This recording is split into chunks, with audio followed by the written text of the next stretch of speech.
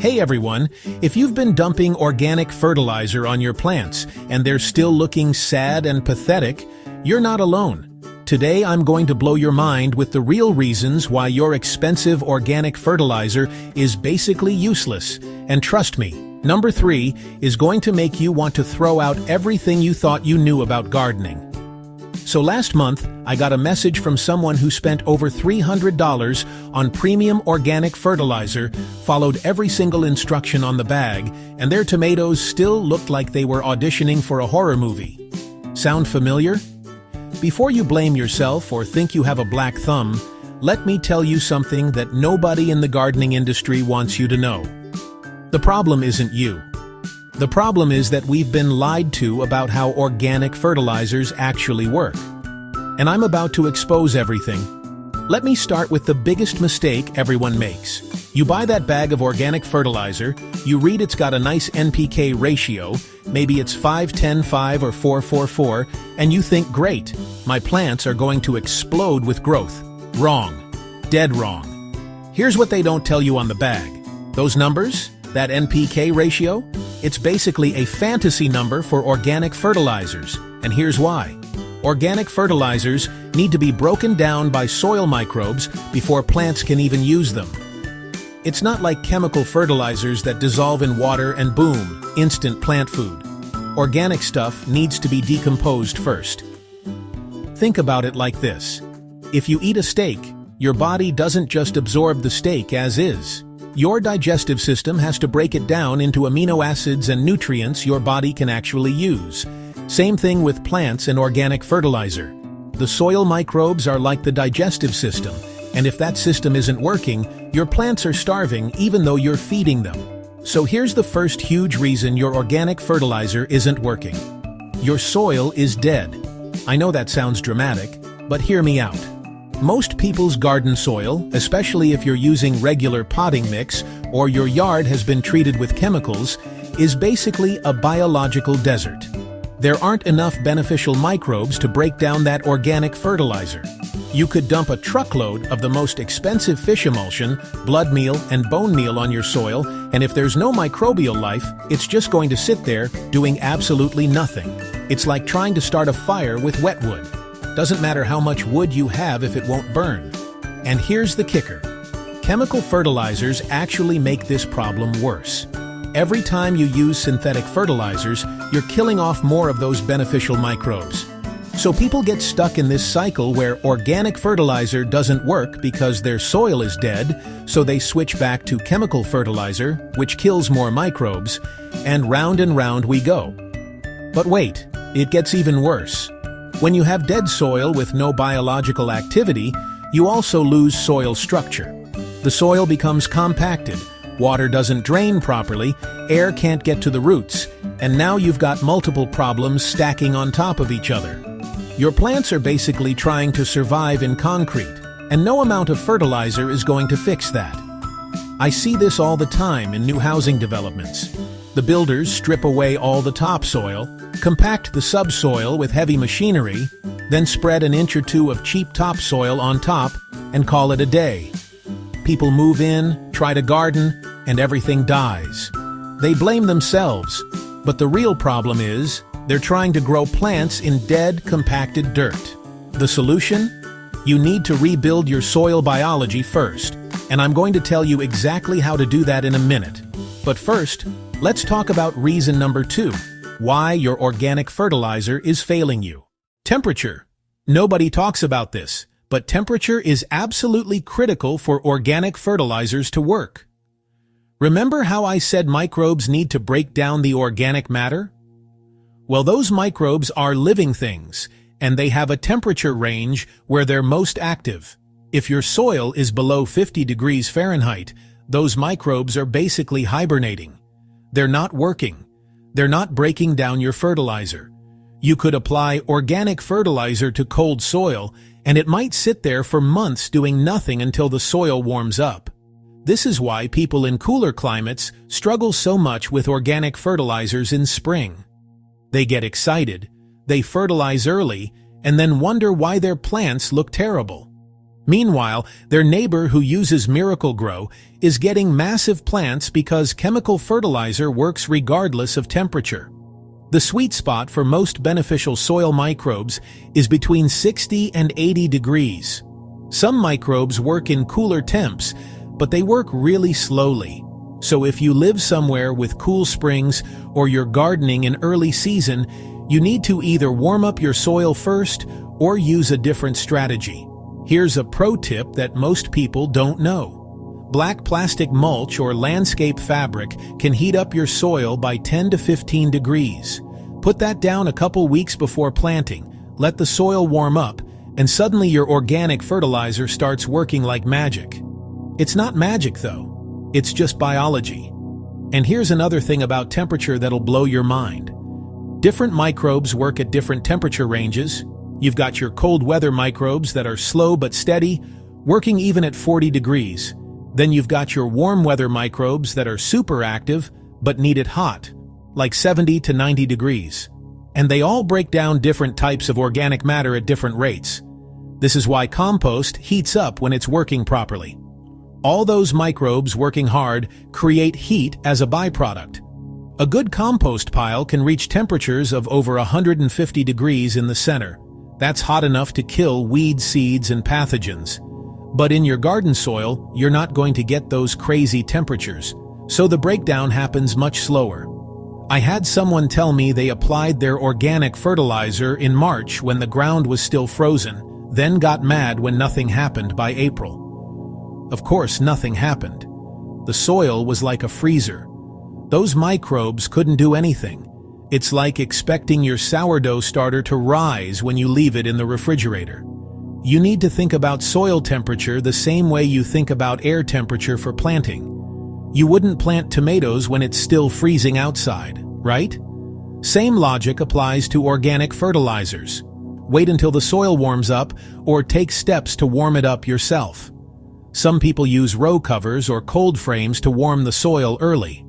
Others use that black plastic I mentioned. You can even use clear plastic, but be careful because that can overheat the soil if you're not watching it. The goal is to get that soil temperature up into the range where microbes are active and happy.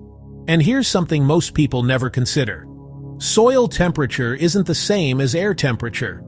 On a sunny spring day, the air might be 65 degrees, but your soil could still be 50 degrees or cooler, especially if it's been a cold winter. Dark soil warms up faster than light-colored soil. Raised beds warm up faster than ground-level beds. South-facing slopes warm up faster than north-facing slopes. If you're serious about making organic fertilizers work, get yourself a soil thermometer.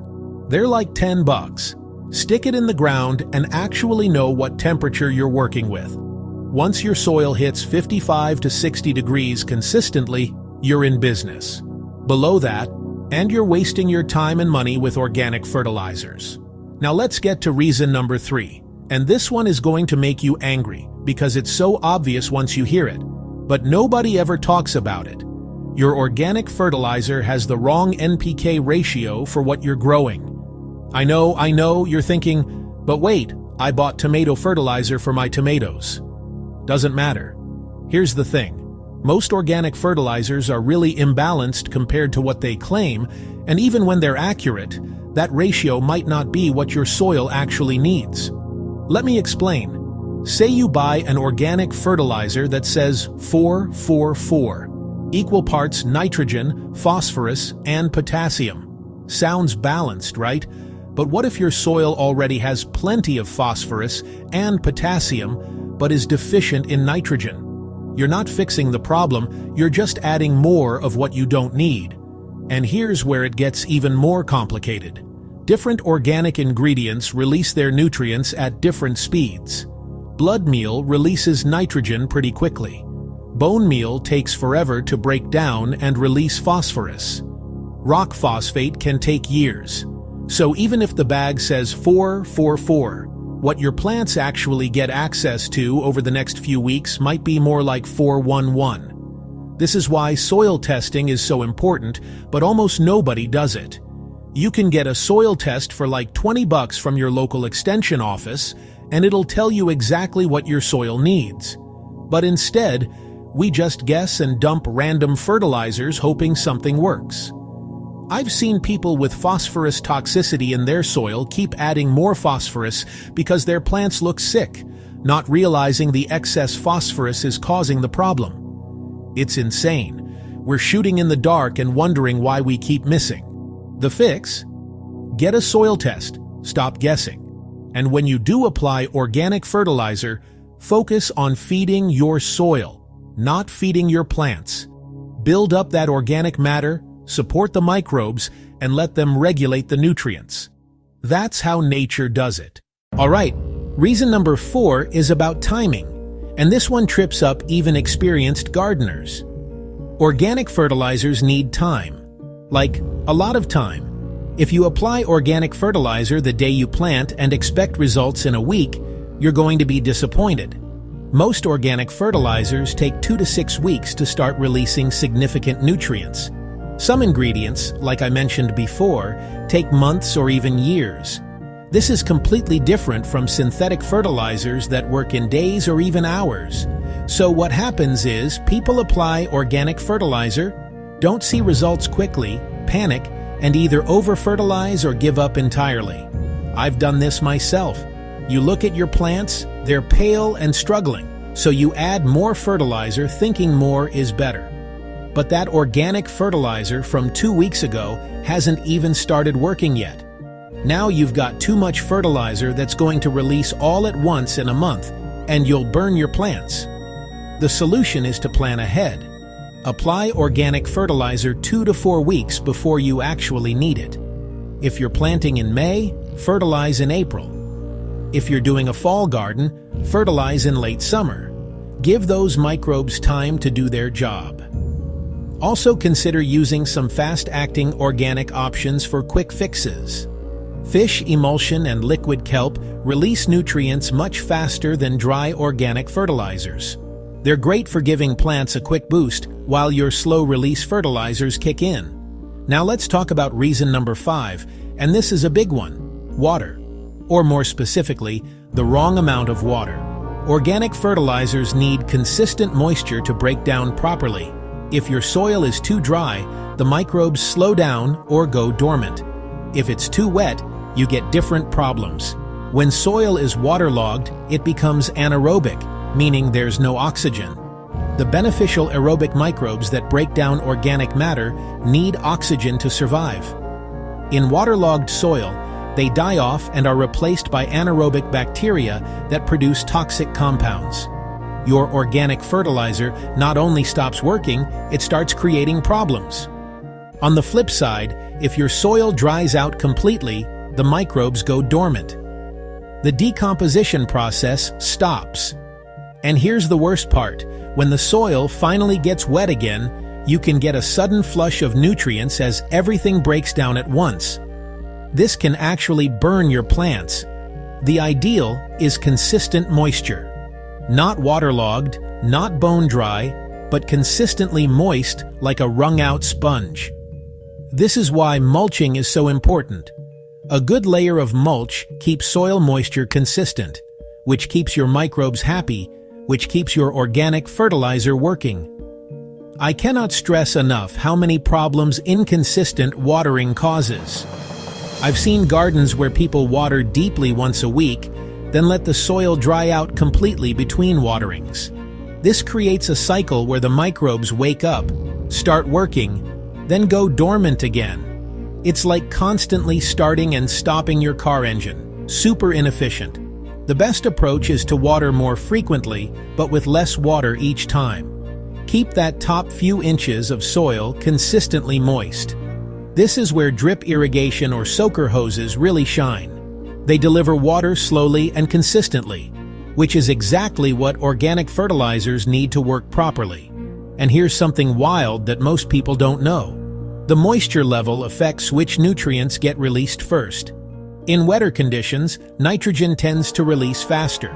In drier conditions, it can be held up. So if you're watering inconsistently, you're getting unpredictable nutrient release, which means unpredictable plant growth. Mulch is your best friend here. A 2 to 4 inch layer of organic mulch like wood chips, straw, or shredded leaves will regulate soil moisture like nothing else. It keeps the soil from drying out too fast in hot weather, and it prevents waterlogging in heavy rain. Plus, as the mulch breaks down, it adds more organic matter to your soil. It's a win-win-win situation. Reason number 6 is going to sound weird, but stick with me. Your organic fertilizer might not be as organic as you think. The organic fertilizer industry is not well regulated. I've seen products labeled as organic that contain synthetic additives, fillers, or ingredients that actually harm soil biology. Some organic fertilizers are heat-treated at such high temperatures that they're basically sterile. They'll eventually break down, but they don't bring any beneficial microbes with them. Other products are so old or stored so poorly that any living components are long dead. And here's something really sneaky. Some companies blend a tiny bit of organic material with synthetic fertilizers and market it as organic or natural. Read your labels carefully. If it says something like organic-based fertilizer instead of organic fertilizer, that's a red flag. I've also seen fertilizers that contain salt-based ingredients that can build up in your soil over time. They might be technically organic, but they're not doing your soil biology any favors. High salt content can actually kill microbes and earthworms, which defeats the whole purpose of going organic in the first place. The best organic fertilizers are fresh, minimally processed, and from reputable companies. Look for products that list actual ingredients instead of vague terms. If it says feather meal, blood meal, bone meal, kelp meal, you know what you're getting. If it just says organic nutrients or plant food, be suspicious. Even better, make your own compost. You know exactly what's in it, it's full of beneficial microbes, and it's practically free. Compost is the ultimate organic fertilizer because it does everything. It adds nutrients, improves soil structure, feeds microbes, and helps with water retention. If you're only going to do one thing for your garden, make it composting. Let's hit reason number 7, and this one is about pH. Your soil pH can make or break organic fertilizer effectiveness. Most organic fertilizers work best in slightly acidic to neutral soil, roughly pH 6 to 7. If your pH is way off, the chemical reactions needed to release nutrients don't happen properly.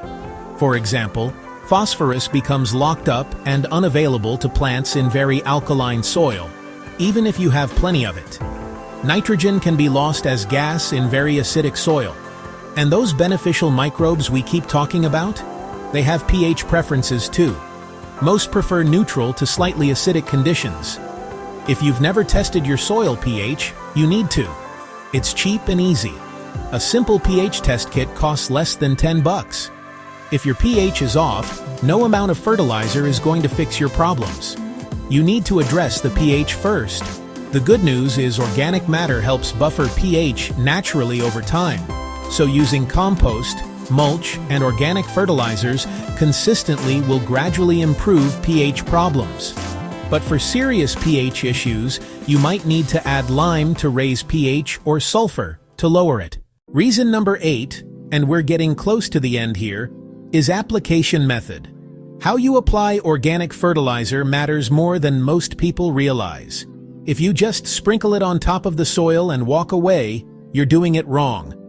Organic fertilizers work best when they're incorporated into the soil where the microbes are most active. Top dressing can work, but it's slower and less efficient.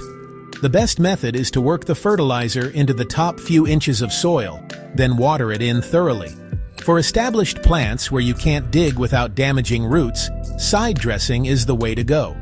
Make a shallow trench around the plant, apply the fertilizer, cover it lightly with soil, and water. This gets the fertilizer to the roots without causing damage. And here's something almost nobody does, but should. Apply organic fertilizer in multiple small doses, rather than one big application.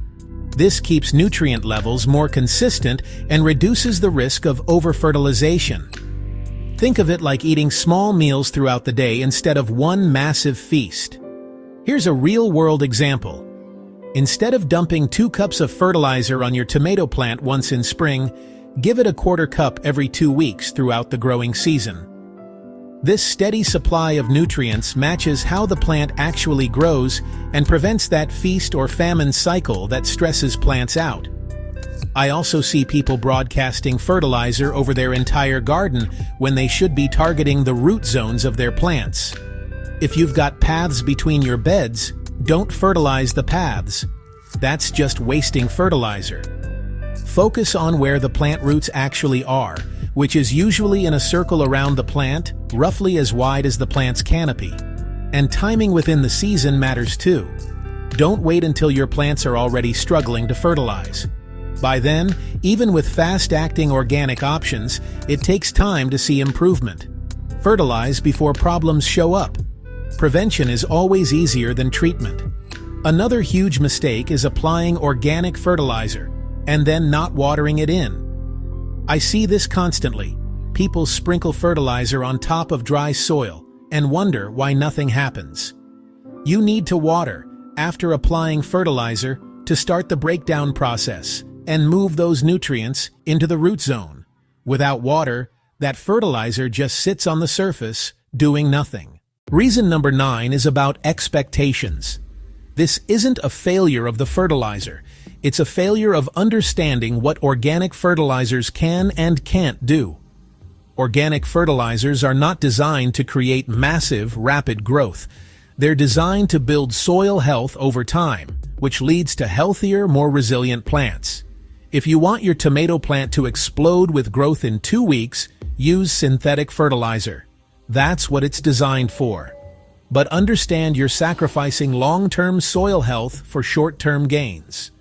Your soil will need more inputs over time, and you'll be on the chemical fertilizer treadmill forever. Organic fertilizers are a long game. You're investing in your soil, building up organic matter, supporting beneficial biology, and creating a sustainable system. The payoff is worth it, but it takes time.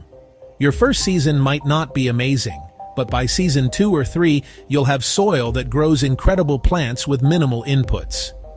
Think about it like this. Synthetic fertilizers are like taking out a payday loan. You get money now, but you pay for it later with interest. Organic fertilizers are like contributing to a retirement account. It takes time to build up, but eventually you have this incredible resource that keeps giving back. And here's what people don't realize about healthy organic soil. Once you build it up, your plants become naturally more resistant to pests and diseases. They handle stress better. They taste better because they're getting a full spectrum of nutrients, not just NPK. The whole system becomes self-regulating and resilient.